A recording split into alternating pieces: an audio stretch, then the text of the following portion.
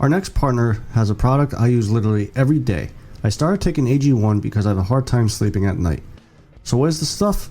With one delicious scoop of AG1, you're absorbing 75 high-quality vitamins, minerals, whole food sourced superfoods, probiotics, and adaptogens to help you start your day right. This special blend of ingredients helps support better sleep quality and recovery. It's one thing you can do every single day and costs you less than $3 a day. So it's time to reclaim your health and arm your immune system with convenient daily nutrition. It's just one scoop in a cup of water every day. That's it. To make it easy, Athletic Greens is going to give you a free 1-year supply of immune-supporting vitamin D and 5 free travel packs with your first purchase. All you have to do is visit athleticgreens.com/emerging. Again, that is athleticgreens.com/emerging to take ownership over your health and pick up the ultimate daily nutritional insurance.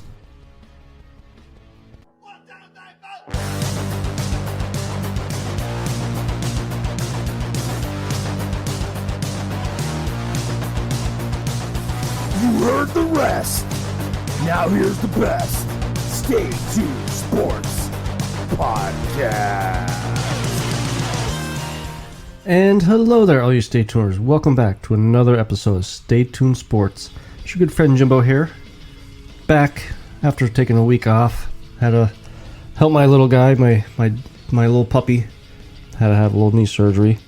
He's doing well. He's already trying to bounce back and wants to wrestle around already, but can't do that just yet.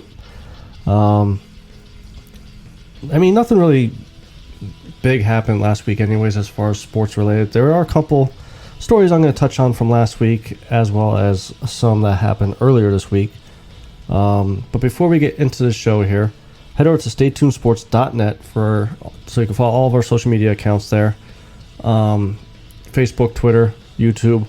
You're gonna want to start following them because the wife bought me a new webcam, so I'm gonna try to start doing some live shows. I know me and her have been doing the hot ones past couple months, just trying it out, and we will be doing that again in another week or two.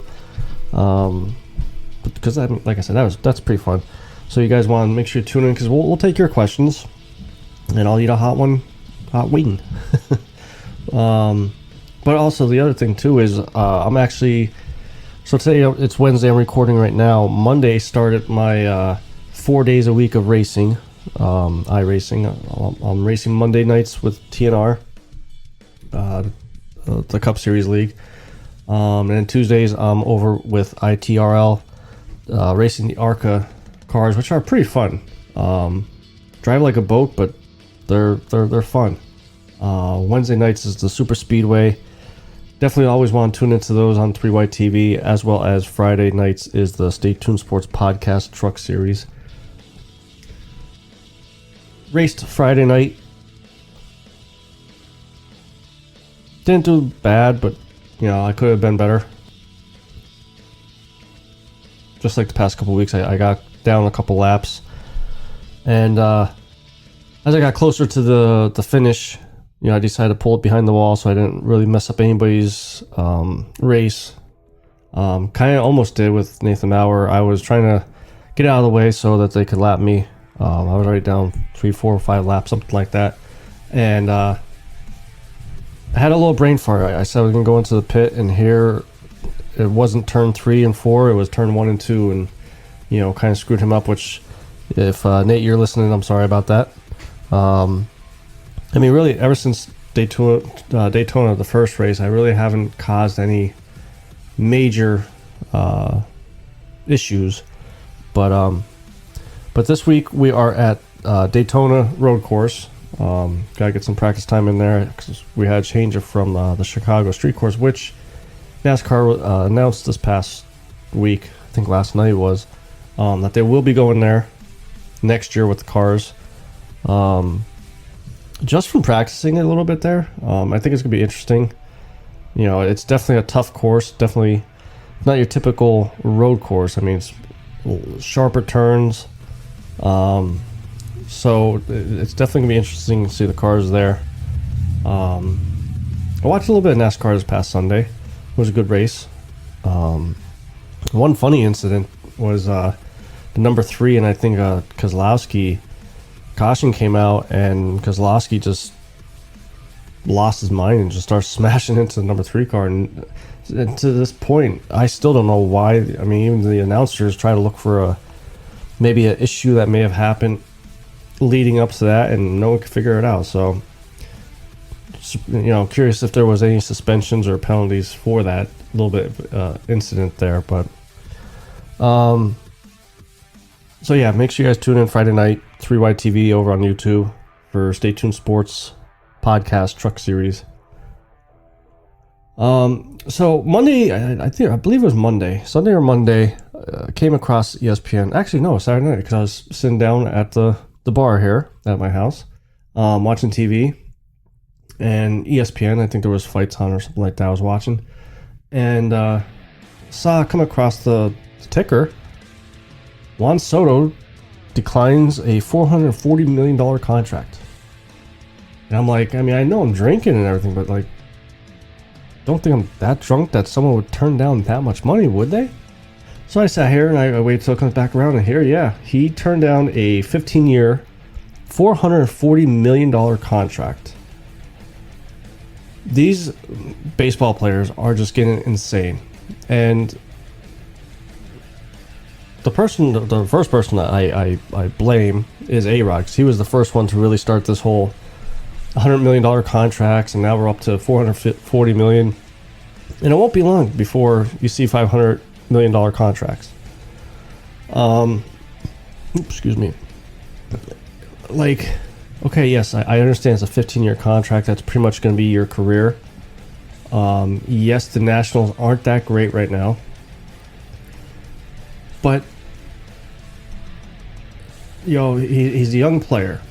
And 15 years, like I said, I know it's a long time, but you have a chance of being a cornerstone of a franchise that they could build around. If the Nationals trade him away or let him walk, they're pretty much going to be in a rebuild mode. Now, he can't walk till after the 2024 season, so he still has another year with the Nationals. And they're playing their cards right by saying they're not going to trade him away. I mean, why would you trade him away right now when you still have him under contract for another year? But the only thing I could possibly think of why someone would turn down this type of money is he's just tired of losing. And I can't blame him, But, and maybe, he sees what happened to Mike Trout. Mike Trout's never going to win a championship. And he's stuck with the Angels until that contract's up. And by that point, he may be on the decline. Soto, I mean, to pry him away from the Nationals, it's going to take a shit ton of draft capital, young players, prospects, everything. I mean, just using my experience from watching the Machado trade with the Orioles and the Dodgers. They got a lot of draft picks and a lot of players back. And you look at how the O's are playing this year. They were supposed to be not that great again. They just got done with a 11 or 12 game win streak towards the end of last week, and they're going back and forth now. Now, granted, I know I've been bitching about their salary cap, how they're not spending, but they have all their young guys, their draft picks coming up through now, that are starting to play good, and are probably towards the end of their contracts, their rookie contracts, so they got the money now to sign them back up. And if Soto could just last another 2-3 more years, as long as the Nationals draft well, bring up their players through the farm system the right way, then Soto shouldn't worry about losing so much. Deal with the losing now, and you'll get paid in the end, money wise, and hopefully championships. But yeah, when I saw that, I just could not believe he passed on $440 million. Now, granted, even if he were to sign that contract, he's obviously one of the younger, more noticeable players. That contract would have ranked him 15th among the players' salaries for this year. But again, you look at the O's, who aren't spending their salary, and now they're starting to see the dividends of it. Now, let me take a little sidestep here. I'm not saying the O's are going to win the World Series this year. I don't even think they're going to make the playoffs. But it gives a little glimmer of hope of next season, maybe the season after that. And I think that's what Soto's got to think about right now, is where is he going to go and make $440 million. Another thing that happened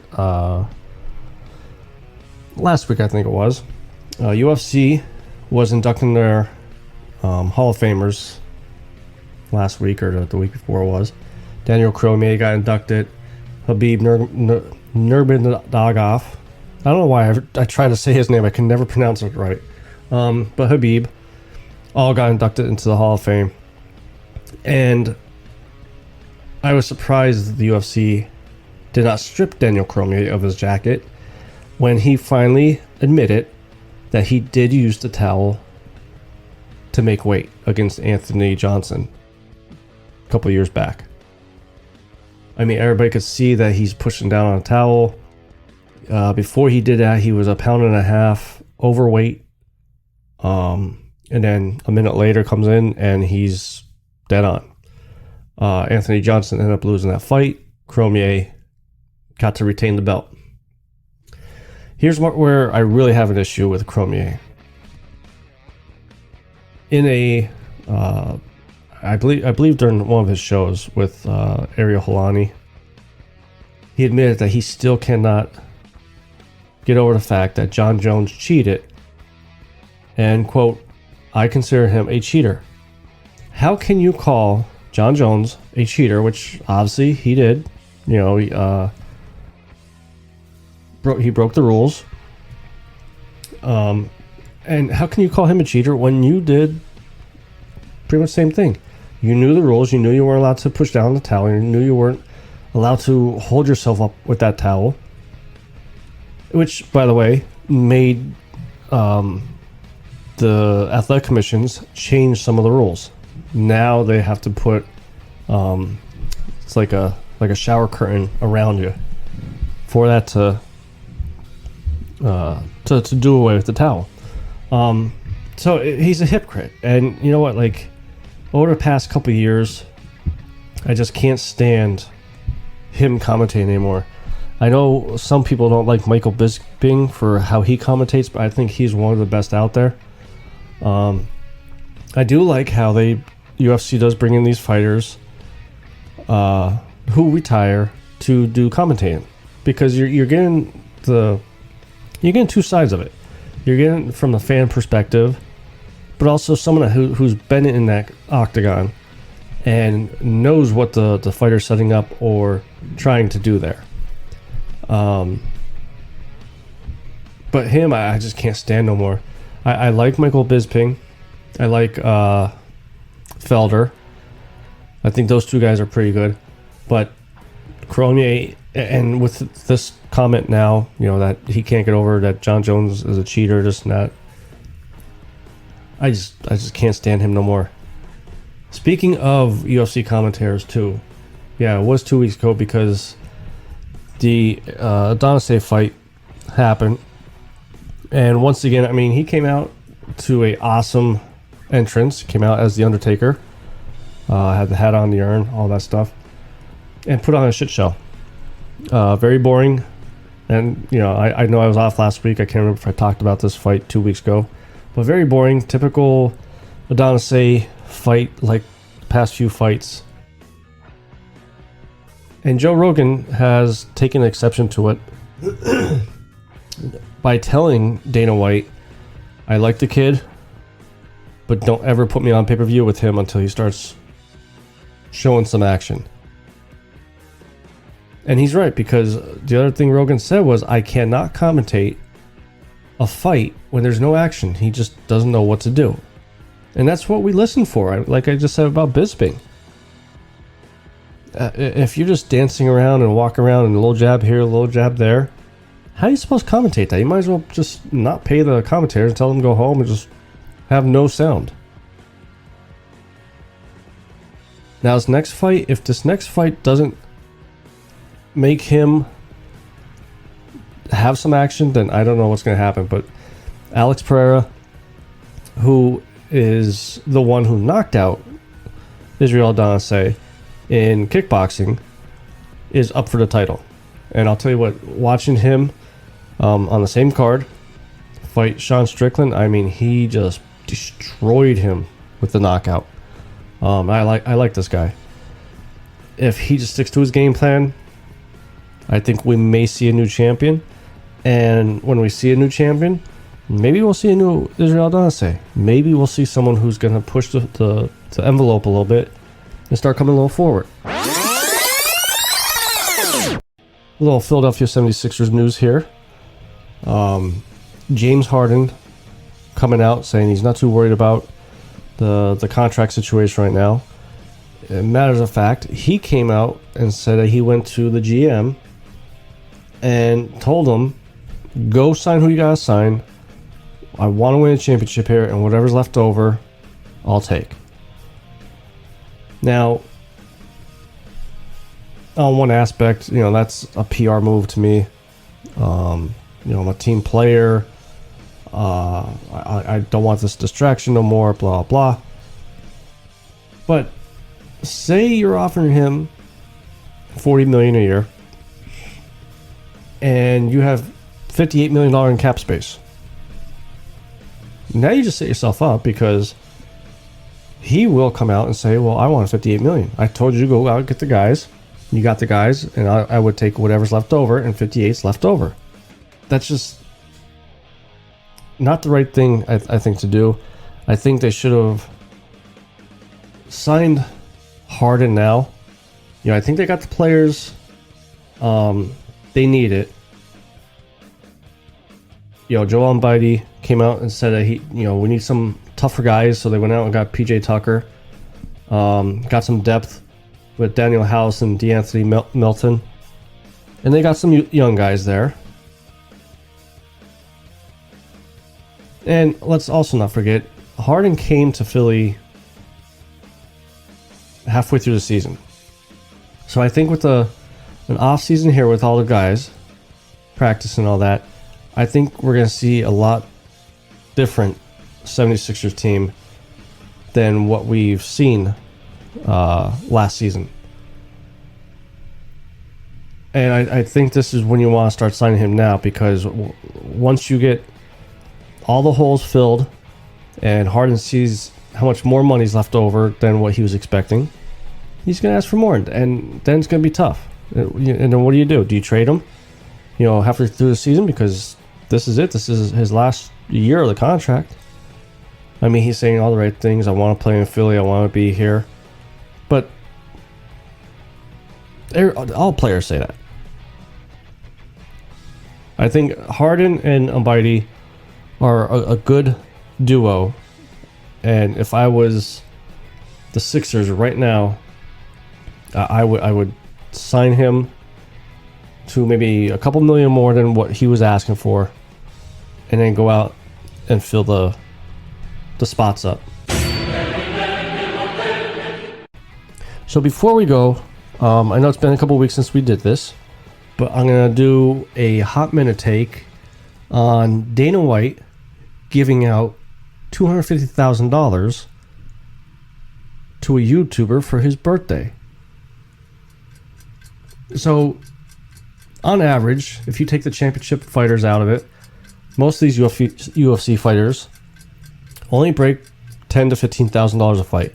They fight 3 times a year, 4 times a year. That's about $45,000 to $60,000 a year. I make close to that much money, and I'm not getting punched in the head. Moves like this is why I think they should make a union. And there's some fighters I saw come out on Twitter and say, when are we starting a union? He keeps making these moves like this and UFC is going to be back to how they were 20 years ago. And BKFC will be back above, well, it won't be back, but will take over UFC like I thought they would have. Dana White is going to kill what UFC has built up to be. And all over stupid moves.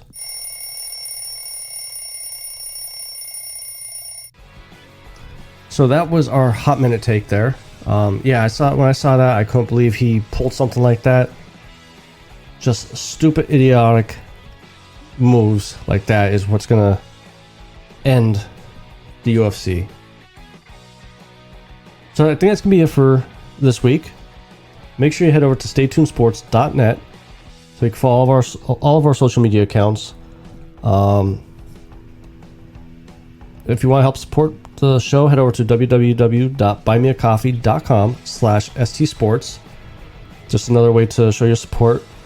But you definitely want to follow those social media accounts.